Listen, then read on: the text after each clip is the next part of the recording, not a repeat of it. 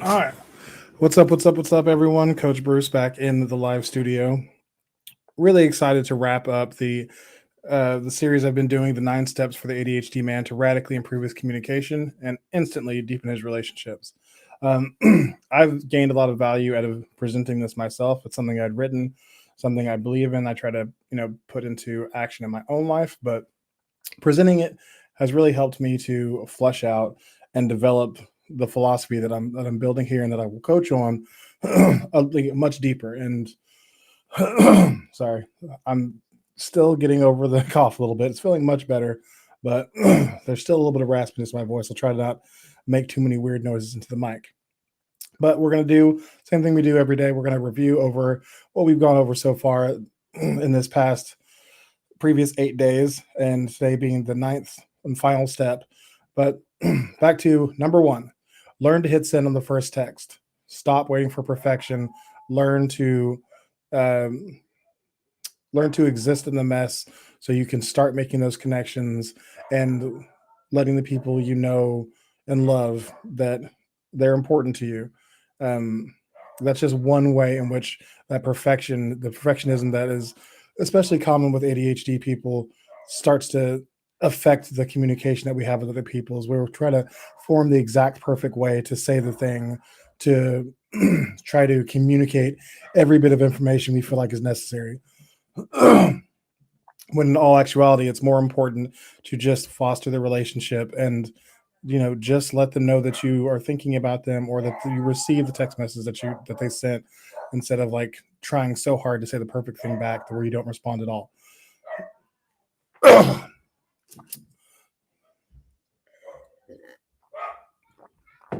Next was step two: say what you mean and mean what you say, and do it often.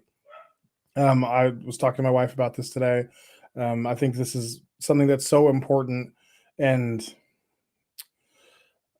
I've always been a person who's pretty good with speaking. It's come to me pretty naturally.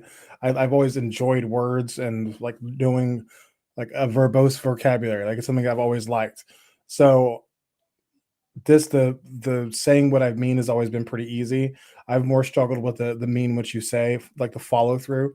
My wife, on the other hand, has been she reacts very emotionally, and she often doesn't let that filter process what she's the words that she's saying to me, and I'm so specific about wording.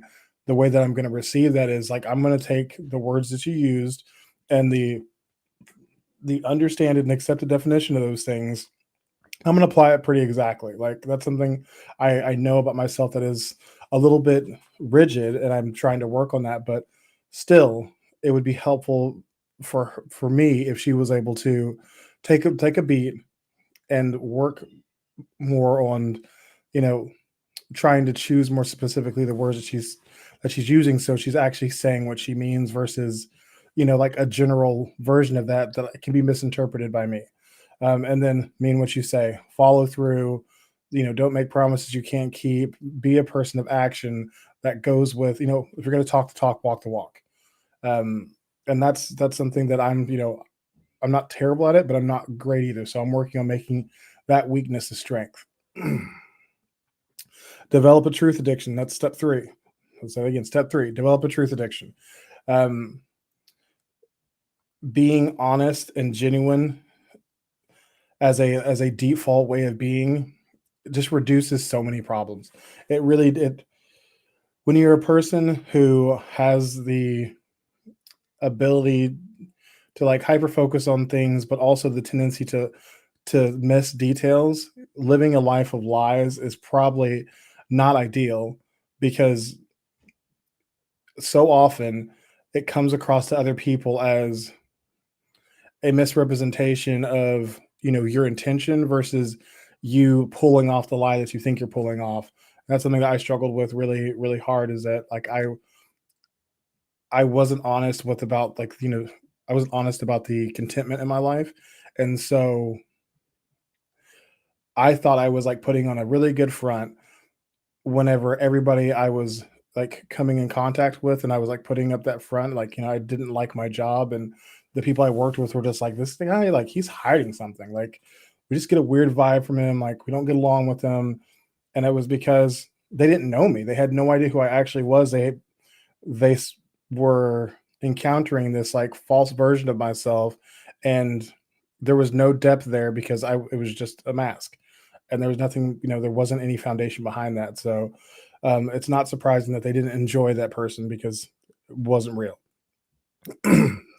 So now I am addicted to telling the truth because it feels so much better to not have to worry about what conflicts I'm going to have downstream because of the lies I've told.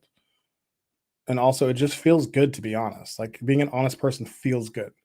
Um, Step four: become your own best wingman. A really great wingman, he knows what you want to, like, he knows what you're looking to gain. He knows your goals, like, even if it's for the night, whatever. He knows that, and then he anticipates what needs to happen to help move you from your current location to your destination.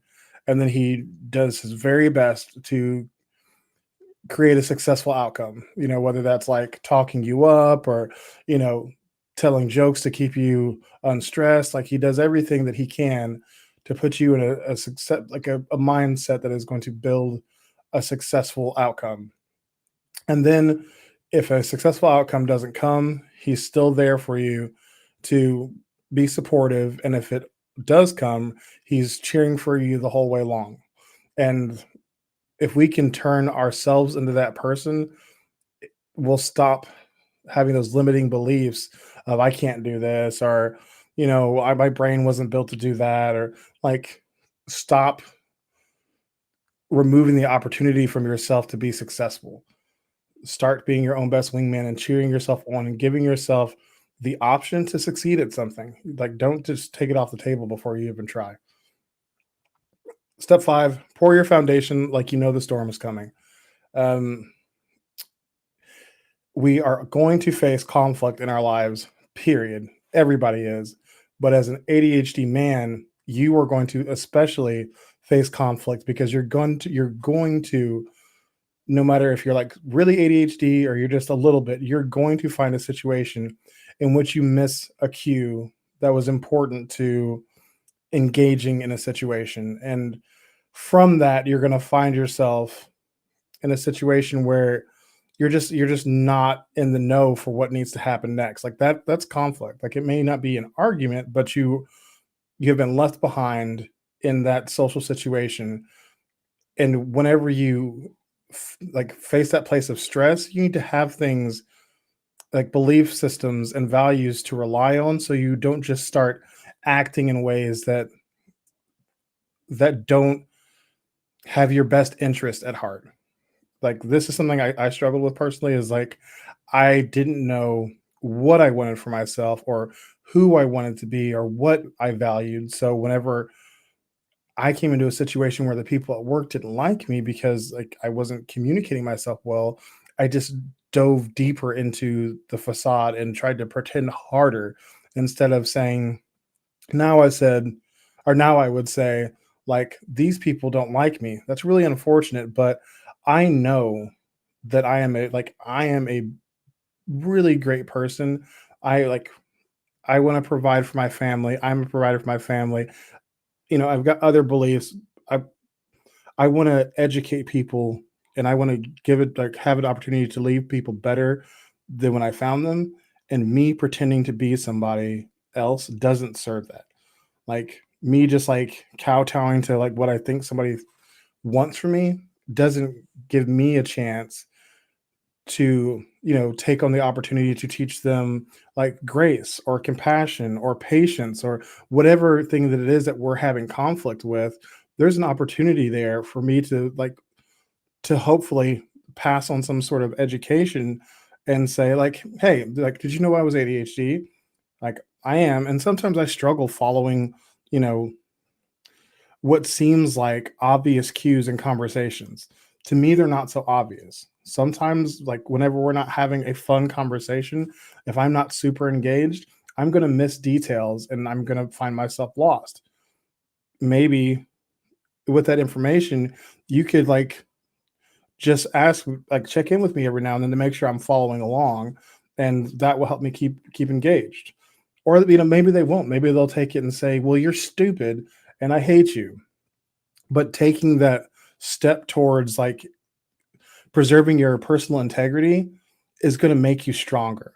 It's going to make you have a deeper belief in yourself, and it's going to help to reverse some of those limiting beliefs. And it also is going to prove that person doesn't have your best interest at heart. So why are you trying so hard to impress them? Like, just stop. You don't have to do that. There's nothing that says that you have to do that. And so once you've poured that foundation, that's going to act as your guiding light, as your compass. And once you have that, you're going to get lost. You're going to do something. You're going to throw yourself out into the woods and use that compass, use those guiding principles and that foundation to guide you back to the path that leads you to the goals and version of yourself that you want to grow into. Step 7, humble yourself. Like this, I got really deep into this 2 days ago, and I think that it's, the most important thing for me.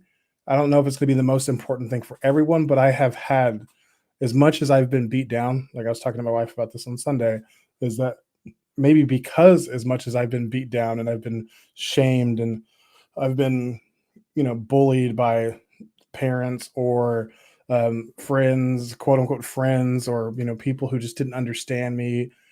I've always had like this reaction to that where I just like pump myself up more, and I'm just like, you know, I'm great. Like I'm great at this. I know how to do this. I don't need any help. I'm so smart. Like it wasn't there was no humility there. I wasn't able to accept some of those imperfections that did exist because I was already being told so often how invaluable or not valuable, not invaluable, how not valuable I was. So like I just had to put up a stone wall of absolute, impenetrability of just like I got this, I can do everything. And so that wasn't real either. Like I'm not bulletproof. I needed to understand that I do have strengths. There are things I'm really great at, but there are also weaknesses. And the people I care about, the people who are important to me, I want to be able to find out what the strengths I bring to the table for them are, and also what the weaknesses are, so I can turn those strengths, which whether they're perceived or not, or sorry, whether they're true or not, doesn't matter. If they are perceived by that person and you care about what that person's perception of you, you're going to have to act to change the perception. And that doesn't mean you're going to have to change yourself. You're going to have to act to change the perception. And that's going to be different for each individual and each different, you know, thing that's being perceived, but you still have to take action on that because you care about what they think and they think something that is not positive. So, it's just a chain. And there's more to that part too, but just step 7, humble yourself. And then what yesterday we talked about, uh, now you're going to step 8. Now you're going to get comfortable being uncomfortable. Just it's all about practice. It's all about, repetition, about facing the world in a way that allows you to engage these principles and to use them as tools and sharpen them. And the sharper they are, the deeper and faster they'll cut. And if you're building a house on your foundation, you want the sharpest axe possible so you can chop down as many trees as quickly as possible. You can build a house faster and you can have shelter in which you are, you're safe and protected, but you're also allowed to thrive versus just survive, which, that's like a big part of this deeper communication uh, thing, is that you want to be able to like have thriving conversations, be parts of thriving relationships, not just having survival talk. Like not just the only time you get deep is when you're arguing. Like that's not thriving. It's not. It's like survival is just like you're just making it from day to day, and like we want to get beyond that to where the relationships that we have not just really bad times and good sometimes, but there's this whole gray area in which you're always going to have ups and downs, but there's this level of, you know, just like subsistence in which you're just like sustaining. And the more that you can like strengthen yourself and your character and your knowledge of yourself, the higher that level of sustaining is going to be able to be at until you're starting to actually truly become fulfilled with yourself, which allows you to find fulfillment in your relationships. If you're just an empty person who has no fulfillment, no relationship is going to be able to fill that void. It's going to make you feel like at times that there isn't a void, but it's still going to exist whenever things aren't at the highest level of, joy or whatever. So now we are to the last day, the last step. Um, and today is about taking all of these things, putting them together. You know, you've got your foundation, you've got your sharpened tool, you've got your compass, you've got all these things that I've been talking about, all these tools in your toolbox. Now you're gonna take them and you're gonna go and find the dragon in its lair. You're gonna be proactive. You're gonna stop waiting.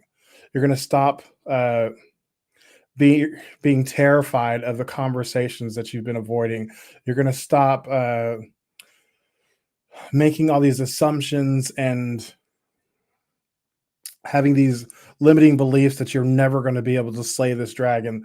Like, for example, for me, the dragon can be something as small as a conversation with my kids. Like, I wanted to talk to my oldest daughter about, you know, if she had anything for me that she would like to see me work on in the new year, to see me like, for me to be a better parent to her. Like she's getting, she's a teenager now and she's like one of my best friends. So like it matters to me what she thinks.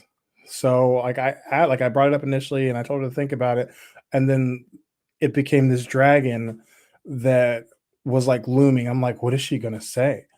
Like, what if she's gonna like just rip me apart and say, because whenever you don't take action, the space where that action should exist starts to get filled by other things, often fear. I'm not going to say it's always fear, but you're going to start to like just fill that space with stuff that doesn't belong in that space.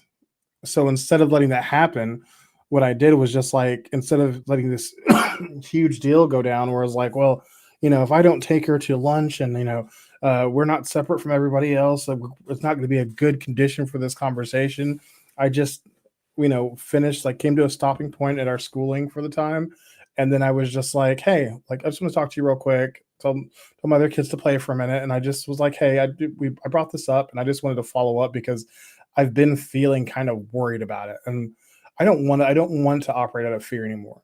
Like that's something I'm actively working against is like not operating out of fear. So I'm trying to find the dragon in its lair and handle those fear inducing things proactively.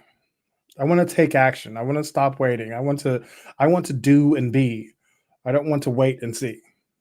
I'd never heard that before. I just said that.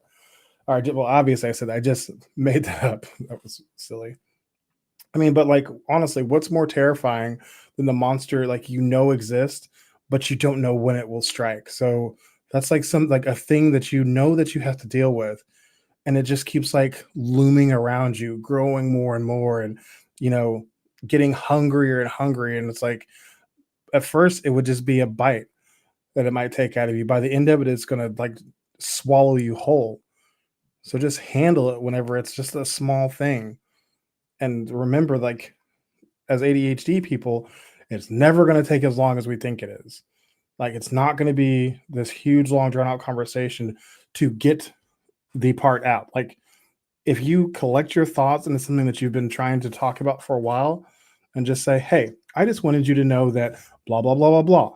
It's okay if you don't have anything to respond to with that right now. I just wanted you to know that and understand that this is something I've been like working through or something that that bothered me that you did, or it's something that I would like to do for you, whatever.